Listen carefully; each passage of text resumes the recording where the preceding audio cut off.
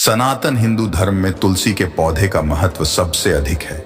इसकी सबसे पहले पूजा भगवान विष्णु जी ने की थी। श्री हरि कहते हैं, जिस प्रकार से देवी लक्ष्मी से वैकुंठ को ऐश्वर्य प्राप्त है, उसी प्रकार से वैकुंठ में तुलसी के कारण ही पवित्रता प्राप्त है। पृथ्वी लोक पर जिस स्थान पर भी तुलसी का पौधा होगा, उस स्थान पर कभी बुराई का वास नहीं होगा। ऐसा स्थान सबसे अधिक पवित्र होगा। इसी कारण से हमें हमारे घर में तुलसी का पौधा अवश्य ही लगाना चाहिए। तुलसी के पास दीपक जलाने से क्या होता है, आइए जानते हैं इस प्राचीन महान कथा के माध्यम से, जो भगवान श्री कृष्ण ने देवी सत्यभामा को सुनाई है। दोस्तों, एक समय की बात है। देवी सत्यभामा भगवान श्री कृष्ण के पास आकर उनसे पूछने लगती है, हे स्वामी, आपने मुझे तुलसी के पौधे को जल देने का महात्म्य सुना दिया है, लेकिन तुलसी के पास दीपक जलाने का क्या महाहाम्य है? रोज शाम को तुलसी के पास दीपक क्यों जलाया जाता है? इससे मनुष्य को कौन सा फल प्राप्त होता है? तुलसी के पास दीपक जलाने की विधि क्या है तथा दीपक लगाते समय कौन से मंत्र का उच्चारण करना चाहिए? कृपया आप मुझे विस्तार से बताइए। भगवान श्री कृष्ण कहते हैं, हे देवी, आज तुमने समस्त संसार के कल्याण की भावना से बहुत ही उत्तम प्रश्न किया है।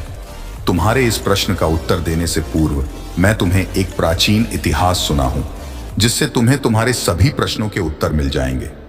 शाम को तुलसी के पास दीपक जलाने से जो फल मिलता है, उसी का वर्णन मैं इस कथा में करूंगा। इसीलिए तुम इस कथा को ध्यान पूर्वक सुनना।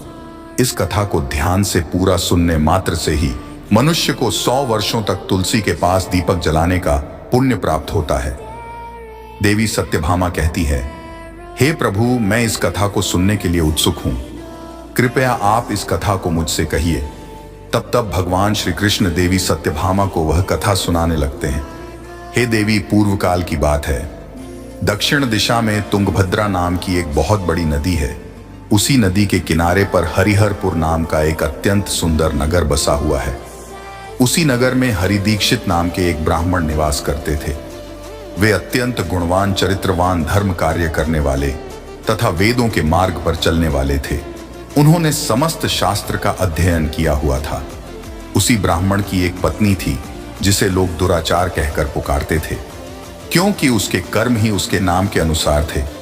वह सदैव ही अपने पति को अपमानित करती थी, अपने पति के लिए कुवाचे कहती थी, पति को भयंकर दुख देती थी, पति के लिए कभी भोजन नहीं बनाती थी।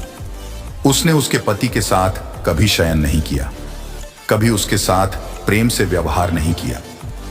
पति के मित्र परिवार के लोग घर पर आते तो वह स्त्री उनको अपमानित करके भगा दिया करती थी और स्वयं काम भाव से उन्मत्त होकर निरंतर अन्य व्यभिचारिणी स्त्रियों के साथ घुमा करती थी। उसका मन पति को छोड़कर पराये पुरुषों में लगा रहता था। उसने कभी अपने पति से प्रेम से बात नहीं की, किंतु पराये सुंदर सुंदर पुरुषों के संग बैठकर बातें करती थी। पराये पुरुषों को मोहित करने के लिए सज धज कर गांव में घूमने जाया करती थी। कभी वह वन में किसी वृक्ष के नीचे खड़ी रहकर सुंदर पुरुषों की राह देखने लगती और किसी दुष्ट पुरुष को मोहित करके उसके संग भोग विलास किया करती थी। फिर एक दिन वह दुराचार स्त्री वन में जाकर एक वृक्ष के नीचे खड़ी हो गई। उसका चित्त काम से भरा हुआ था। वह किसी सुंदर कामी पुरुष की राह देख रही थी, किंतु बहुत समय निकलने के बाद भी उस स्थान पर कोई पुरुष नहीं आया। इसीलिए वह अत्यंत दुखी हो गई और प्रियतम की खोज में इधर उधर देखने लगी। उस दिन उसका सारा परिश्रम व्यर्थ हो गया। वहां पर खड़ी होकर वह नाना प्रकार की बातें कहकर विलाप करने लगी। हाय, आज तो इस मार्ग से कोई भी सुंदर पुरुष नहीं आया। अब मैं कैसे अपनी काम शांति करूं? आज की रात कैसे बीतेगी? वह जोर जोर से विलाप करने लगी। उसी जंगल में एक भयानक बाघ निवास करता था। उस पापिनी स्त्री की आवाज सुनकर वह जाग गया और उछलकर उस स्त्री का भक्षण करने के लिए उसके पास आ गया। उस भयंकर बाघ को देखकर उस स्त्री के पसीने छूटने लगे। वह भय से थर थर कांपने लगी। वह स्त्री कुछ करती, इतने में ही उस बाघ ने अपने पंजे से उसे घायल कर दिया और वह स्त्री जमीन पर गिर पड़ी। जमीन पर गिरते ही वह स्त्री चिल्लाते हुए बोली, अरे बाघ, तू किस लिए यहां पर आया है? मुझे क्यों मार रहा है? मैं यहां पर अपने प्रियतम को खोज रही थी। तू मुझे छोड़ दे। मेरा भक्षण करके तुझे क्या मिलेगा? उस स्त्री की यह बात सुनकर वह भयानक बाघ क्षण भर के लिए रुक गया और हंसता हुआ बोलने लगा, हे दुष्टा, आज विधाता ने तुझे मेरा ग्रास नियुक्त किया है। तुझ जैसी पापिनी स्त्रियों को भक्षण करना ही मेरा काम है, तभी मुझे इस शरीर से मुक्ति मिलेगी। वह स्त्री कहने लगी, हे बाघ, तुम कौन हो? मुझे सच सच बताओ, तुम्हें किस कारण से बाघ होना पड़ा और तुम मुझ जैसी स्त्रियों का भक्षण क्यों करते हो? पहले मुझे सारी बात बताओ और फिर मेरा भक्षण करो।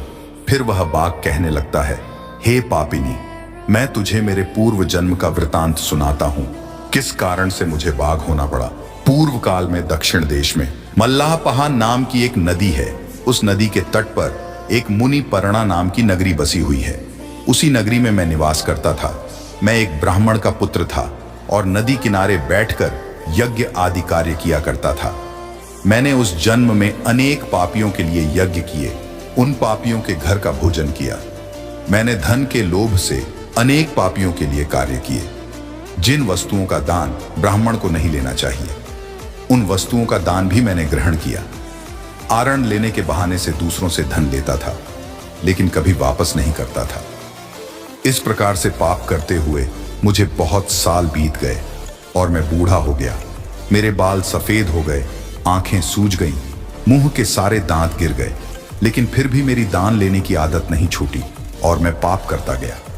फिर एक दिन मैं धन के लोभ से नदी किनारे गया और अन्य धूर्त ब्राह्मणों के साथ मिलकर हमने लोगों को ठगा, झूठे मंत्र वचन बोलकर हमने बिना विधि किए ही देवी देवताओं का पूजन किया और बहुत सारा धन दान में ले लिया।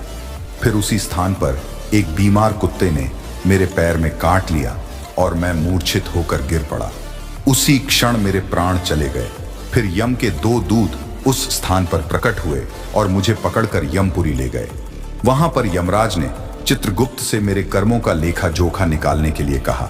फिर चित्रगुप्त कहने लगे, हे धर्मराज, इस ब्राह्मण ने घोर पाप किए हैं। इसने दूसरों से झूठ कहकर धन लूटा है, विधि से पूजा न करके झूठे मंत्र बोलकर भगवान का अपमान किया है। इसीलिए यह पापी ब्राह्मण केवल नरक जाने के ही योग्य है।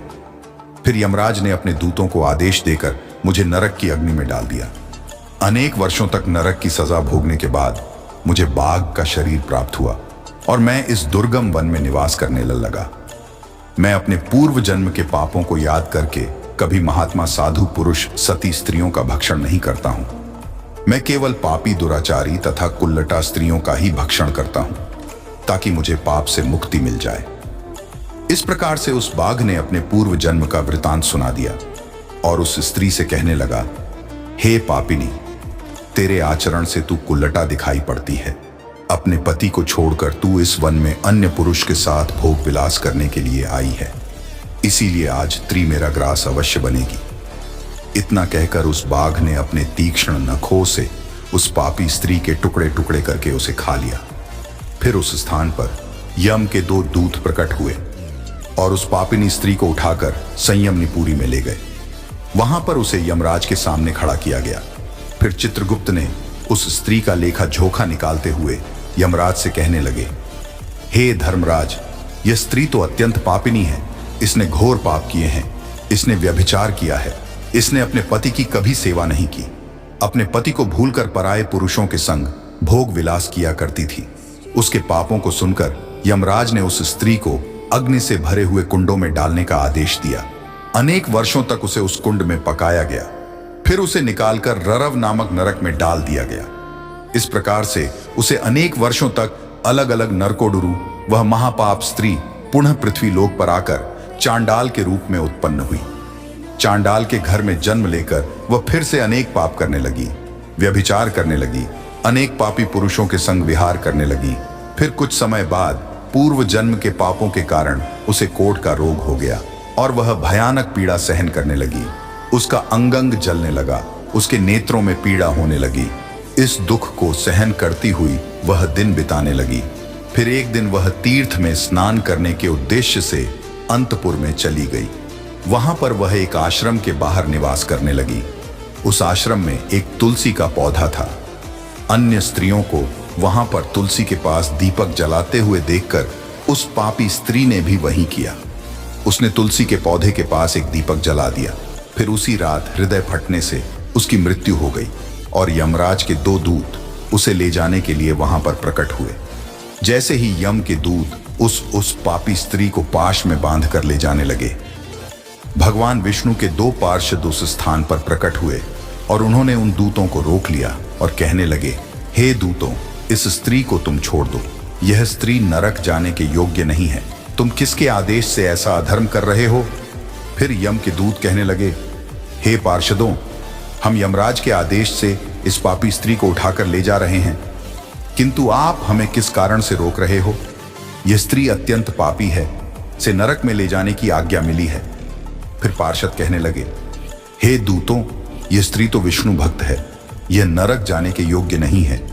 इसने शाम को तुलसी के पास दीपक जलाया है, इसी कारण से इसके समस्त पाप नष्ट हो गए हैं। इसीलिए अब यह नरक जाने के योग्य नहीं है, यह स्वर्ग जाने की अधिकारी बन चुकी है। पार्षदों की बात सुनकर उन यमदूतों ने उस स्त्री को उसी स्थान पर छोड़ दिया और यमलोक लौट गए। वहां जाकर उन्होंने यमराज को सारा वृतांत सुना दिया। फिर भगवान विष्णु के पार्षद उस स्त्री को दिव्य विमान में बिठाकर स्वर्ग लोक ले गए। भगवान श्री कृष्ण कहते हैं, हे देवी सत्यभामा, इस प्रकार से तुलसी के पास केवल दीपक जलाने मात्र से ही मनुष्य के सभी पाप नष्ट हो जाते हैं। जो स्त्री नित्य शाम को तुलसी के पास दीपक जलाती है वह सौभाग्यशाली बनती है। उसके पूर्व जन्मों के सभी पाप नष्ट हो जाते हैं, उसे सुख समृद्धि की प्राप्ति होती है। रोज तुलसी के पास दीपक जलाते समय इस मंत्र का उच्चारण करना चाहिए, ओम तुलसी देव्य च विद्महे विष्णु प्रिय याय च धीमहि तन्नो वृंदा प्रचोदयात। श्री कृष्ण कहते हैं, हजारों अमृत के घड़ों से नहलाने पर भी श्री हरि को उतनी तृप्ति नहीं होती जितनी वे मनुष्यों के द्वारा तुलसी का एक पत्ता चढ़ाने से प्राप्त करते हैं। 100 हज गोदान से मानव जो फल प्राप्त करता है वही फल तुलसी पत्र के दान से पा लेता है। जो मृत्यु के समय अपने मुख में तुलसी पत्र का जल पा जाता है वह संपूर्ण पापों से मुक्त होकर श्री कृष्ण के धाम जाता है। तो दोस्तों, इस प्रकार से भगवान श्री कृष्ण ने तुलसी के पौधे के पास दीपक जलाने का महत्व बताया है।